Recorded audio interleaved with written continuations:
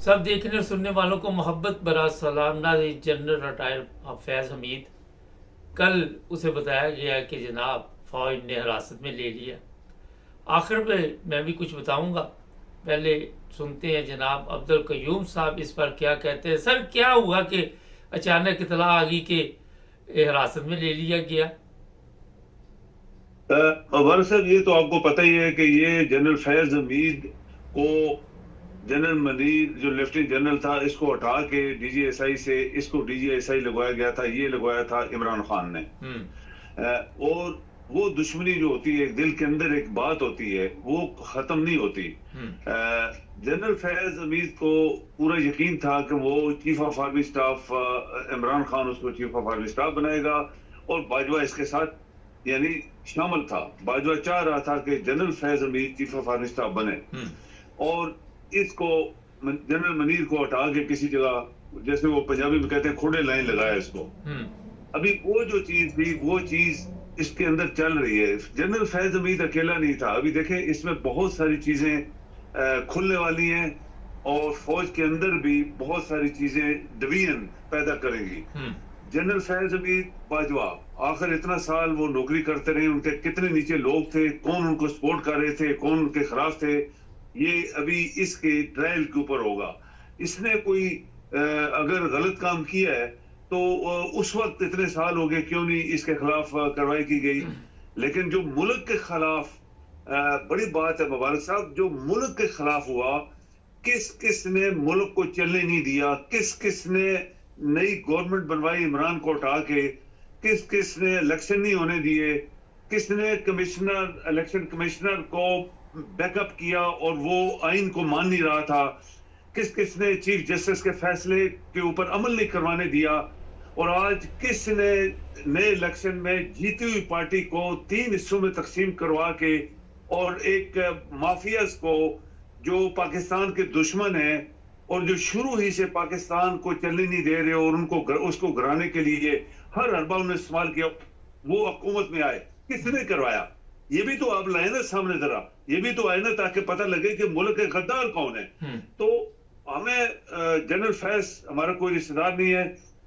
अगर जनरल फैज ने मुल्क के खिलाफ वो काम किया है तो उसको भी पकड़े, बाजवे को भी पकड़े, और कौन शामिल है जिसने आज तक 2-2.5 साल में ये मुल्क नहीं चलने दिया, उसको भी पकड़े ना, वो भी जरा सामने आ जाए और उसके खिलाफ गद्दारी का मुकदमा बनाए, ताकि कोई गद्दार ना बचे, फिर गद्दार कोई भी ना बचे। फिर उसमें ये पीपल पार्टी, मुस्लिम लीग नून, एमक्यू वाली, ये सब गद्दार है ना इसके अंदर, जो मुल्क को आज तक जिन्होंने चलने नहीं दिया। और मुस्लिम लीग नून एक सियासी पार्टी है, वो हमेशा पाकिस्तान के दुश्मनों को अपना साथ मिलाती है और पाकिस्तान के खिलाफ साजिशें करके उसको 2 कदम आगे नहीं जाने देते, 6 कदम पीछे ले जाते हैं। उसमें उनको भी लेके आए, पाकिस्तान की गंदगी को साफ करने के लिए गद्दारों को सामने लाए। सिर्फ जनरल फैज ने कोई पाकिस्तान के खिलाफ, मुझे यकीन है कि उसने कोई गलत काम नहीं किया होगा। वो एक वफादार जनरल था, डीजीएसआई रहा, कोर कमांडर रहा, बड़ी बड़ी पोस्टों पे रहा। तो ये उसको दुश्मनी के तौर पे अगर उसको कोई पकड़ता है और उसको आगे लेके आता है तो वो भी कोई बच्चा तो नहीं है ना, वो भी जाके अंदर बताएगा कि इसमें कौन कौन शामिल था और कौन कौन शामिल था। तो फिर बहुत सब लोगों को लेके आओ, कौन को पता लगना चाहिए इस मुल्क के अंदर गद्दार कौन है और कौन बंदा पाकिस्तान को आज तक चलने नहीं देगा। सर, एक बड़ा अहम सवाल है कि 12 अरब ले गया बाजवा और उसको नहीं पकड़ा, उससे तो कोई इसी तरह का अभी तक सवाल नहीं किया जा रहा, और जो लोग भी कहते हैं कि जनाब इससे सवाल करो, उनको पकड़ लिया जाता है।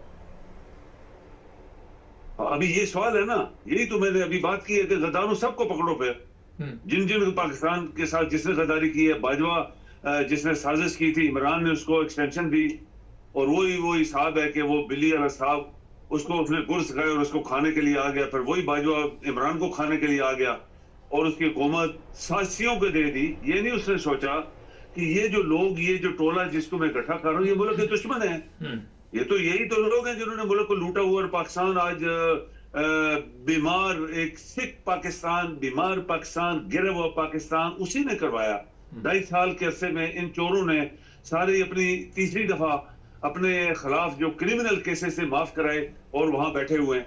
तो ये सब गद्दार है ना, तो मुबारक साहब ये गद्दारी जो है इसको कौन पकड़ेगा, ये अभी प्रॉब्लम है। अभी जज चीफ जस्टिस गद्दार है जो मुल्क को फिर चलने नहीं दे रहा और जो जो केस गलत हुए उनको यस करता जा रहा है।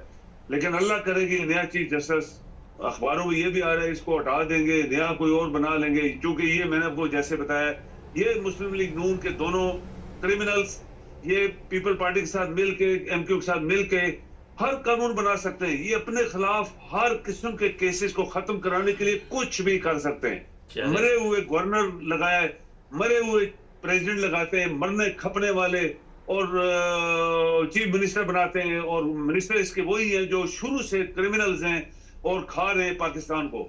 तो अभी टाइम है कि जनरल फैज को पकड़ना अच्छी बात है अगर उसने कोई मुल्क के खिलाफ क्राइम किया है, लेकिन उसके साथ बाजवा है, उसके साथ जनरल मनीर भी है ना, अभी जो चीफ ऑफ आर्मी स्टाफ है। ये कैसे बन गया था इसका? तो ये तो 2-3 दिन पहले रिटायर हो गया था।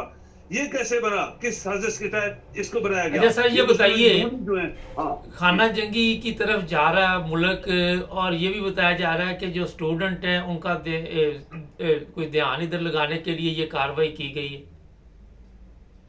आप देखें मुबारक साहब, मैंने आपको बताया कि इस पाकिस्तान को आज तक नहीं चलने दिया गया। एक बहुत बड़ी साजिश पाकिस्तान के खिलाफ हुई है शुरू से आज तक। स्टूडेंट बाहर निकलेंगे उनको पकड़ के अंदर कर देंगे, चूंकि चीफ ऑफ आर्मी स्टाफ मिला हुआ है, वो फौज लगाएगा, कुछ करेगा, बंद करेगा लोगों को, सब कुछ करेगा, क्योंकि उसकी नौकरी और इनकी हुकूमत एक दूसरे के साथ कनेक्टेड है। वो अगर हिल गया तो इनकी नौकरी और इसके बाद इनके खिलाफ केसेस, गद्दारी के केसेस चलेंगे। फांसी तो आज तक किसी को मिली नहीं, लेकिन जो मिलनी चाहिए थी किसी को नहीं मिली। तो ये बांग्लादेश में तो बहुत कुछ हो गया ना। बांग्लादेश में तो आप देखें रोज दिन ब दिन नई नई चेंजेस आती जा रही है, और स्टूडेंट जो है वहां पे उन्होंने पूरे मुल्क की ग्रिप अपने हाथों में ले ली है, और वो माफियाज को, और वो कहते हैं माफियाज और फासिस्ट को हम कभी दोबारा नहीं आने देंगे बांग्लादेश में। पाकिस्तान में नहीं हुआ ना, पाकिस्तान में टीवी के ऊपर जो बकवास लोग कर रहे हैं ये साहसी लोग हैं। और ये कराची का एक बोंगा, आपको पता है कराची का बोंगा जिसको कहते हैं, झूठ, फ्रॉड, पैसे का बंदा नहीं, नालायक तरीन एक बंदा है जो इमरान ने निकाला था और बोंगियां मारता रहता है। तो ऐसे लोगों को पकड़ो, ये दुश्मन है पाकिस्तान के। और ये स्टूडेंट मूवमेंट अगर पाकिस्तान के अंदर कौम जिंदा पैदा होती मुबारक साहब, ये नारों से, गानों से और डिस्को डस्कों से तो नहीं काम चलता ना मुल्क का। वहां तो काम करना पड़ता है। हर मुल्क अपने काम, लोगों ने काम किए तो मुल्क ने तरक्की की। कोई झंडे नीले पीले सबज लहराने से पाकिस्तान ना तरक्की कर सकता है, ना किसी और मुल्क ने की है, या नारे मारने से किसी मुल्क ने तरक्की नहीं की। लोगों ने, कौमों ने काम किया, रात दिन काम किया, और काबिल लोगों को लेके आए, वफादार लोगों को, ऑनेस्ट लोगों को, तभी दुनिया ने तरक्की की है। पाकिस्तानी कौम को ये चीजें मुयसर नहीं आई मुबारक साहब, और आज इसीलिए आपका पाकिस्तान दुनिया की नजरों में बेकार कौम है, बेकार कौम। अच्छा, ये बेकार कौम से मुझे याद आ गया कि सऊदी अरब के मेरा किसी वजीर ने पाकिस्तानी वजीर आज़म से मुलाकात की और उन्होंने कहा यार ये फकीर तो रोको यहाँ आने से, हमारे मुल्क में इतने फकीर आ रहे हैं। हाँ, तो ये फकीर है ही भेजते होंगे ना, उनको वीजा कौन देता है? पहली बात ये, उनकी तालीम देखो, उनके काम देखो, उनका वीजा कैसे चला गया वहां पे। वहां जाके ये पाकिस्तान तो बदनाम तो है ये ना दुनिया में। तो ये जब पाकिस्तान के अंदर मुल्क को खा रहे हैं तो वो बाहर जाके भीख मांग रहे हैं। बात एक ही है, तो वो वहां भीख मांग रहे हैं सड़कों के ऊपर। एक जगह नहीं, मैंने शाम में देखा, कोई जमाना था मुबारक साहब जब पाकिस्तान की अच्छी पोजीशन थी, यानी तो वहां पे भी लोग भीख मांगते थे। कौन थे? पाकिस्तानी। में बड़ा शर्मसार हुआ, बड़े जमाने की बात है। और इसी तरह तुर्की में जाए वहां पाकिस्तानी बैठे हुए हैं। ये एक जगह नहीं है, ये हर जगह। इराक में जाए वहां पाकिस्तानी बैठे हुए हैं, ये बात है। अच्छा, कई भीख मांग रहे हैं, कई ऐसे क्रिमिनल है वो ठग हैं वहां पे। ये तुर्की की आपने बात की, इस्तांबुल में आपको बड़े बड़े ठग मिलेंगे, और भी तुर्की के कई शहरों में ठग बैठे हुए हैं पाकिस्तानी है जो तुर्कियों के साथ मिलकर पाकिस्तानियों को ठगते हैं, कुछ मांग रहे हैं। चले, बहुत शुक्रिया सर आपका। हाँ जी, मेहरबानी, शुक्रिया ना जी। अभी मैं आपको थोड़ा सा बता देता हूँ, सर का तबसरा तो आपने सुन लिया। पहली चीज़ तो ये थी कि फैज़ हमीद क्योंकि इमरान खान का साथी था और इसको पकड़ना अभी ज़रूरी था। कई लोग कह रहे इसे जल्द छोड़ दिया जाएगा, कोई कुछ कह रहा है, कई कुछ कह रहा है। इसके पास कुछ वीडियोज़ है, अब मैं अंदर की बात बताता हूँ, और वो ऐसे लोगों की है जो इस वक्त गवर्नमेंट में बरसर इक़्तिदार है, कोई पंजाब में बरसर इक़्तिदार है, ख़वातीन भी उसमें शामिल हैं, और उनके कहने पे ये सारी कार्रवाई डाली जा रही है, क्योंकि उन ख़वातीन ने ज़ाहिर ताकतवर लोग जो पाकिस्तान के हैं उनको खुश करने के लिए उनके लिए इंतज़ामात किए, अपने आप को पेश किया, और फिर पूरे मुल्क की सलामती को दाव पे अब लगाया हुआ है। जिसको वो कहती हैं जनाब फ़लाँ को पकड़ लो, तो जनाब जो भी ऊपर बंदा बैठा हुआ है वो ऑर्डर जारी कर देता है। एक तो आपको मैंने बिल्कुल क्लियर बता दिया। हो सकता है कुछ दिनों बाद कोई ऐसी डील सामने आ जाए, वो वीडियो वापस ली जाए, और बताया जा रहा है कि शायद इस तरह फिर फैज़ हमीद दोबारा रहा हो जाए। एक तो ये बता देता हूँ मैं आपको। दूसरी बात ये है कि फैज़ हमीद हो या कोई हो, कोई अहमियत नहीं है। हमारे तो हाजिर ड्यूटी जो जनरल होते हैं उनके हेलीकॉप्टर गिर जाते हैं, धूप होती है, मौसम भी ख़राब नहीं होता, और कोई सवाल पूछ ले कि ये क्यों गिरे, तो उसके ऊपर मुकदमात बन जाते हैं। तो इतनी कोई बड़ी बात नहीं है पाकिस्तान जैसे मुल्क में। तीसरी जो चीज़ है वो ये है कि अगर फैज़ हमीद को इन्होंने फैज़ हमीद का कोर्ट मार्शल किया, तो बाद में इमरान खान को भी फौजी अदालतों में घसीटा जाएगा, कोशिश ये की जाएगी, और हो सकता है बुशरा बेगम को भी। और लोगों को जो रिटायर्ड फौजी हैं या जनरल हैं या कर्नल हैं, जो भी, उनको एक मैसेज दिया गया है कि जो भी पीटीआई की हिमायत करते हैं वो भी अपने आप को बदल लें, वरना हम किसी को भी उठा सकते हैं। जो मुल्क की सूरत हाल है कि उस पर ये भी ज़हन में रखे कि जो तालिब इल्म है उन्होंने टाइम दिया हुआ है, और उनको जनाब ये कोशिश कर रहे हैं कि किसी तरह तकसीम किया जाए। कभी इनकी कोई वज़ीर आके ये कह रही है कि इतने लोग सड़कों पे कैसे निकलेंगे, इनको डर भी है, और फिर इनको ये भी पता होता है कि जितने लोग निकलने हर जगह पे पुलिस लगा देते हैं, खौफ भी है, क्योंकि इनके पल्ले कुछ नहीं है, सब बेईमान है, चोर है, एक से एक बड़ा 2 नंबर बंदा इन्होंने ऊपर लेके बैठाया हुआ है।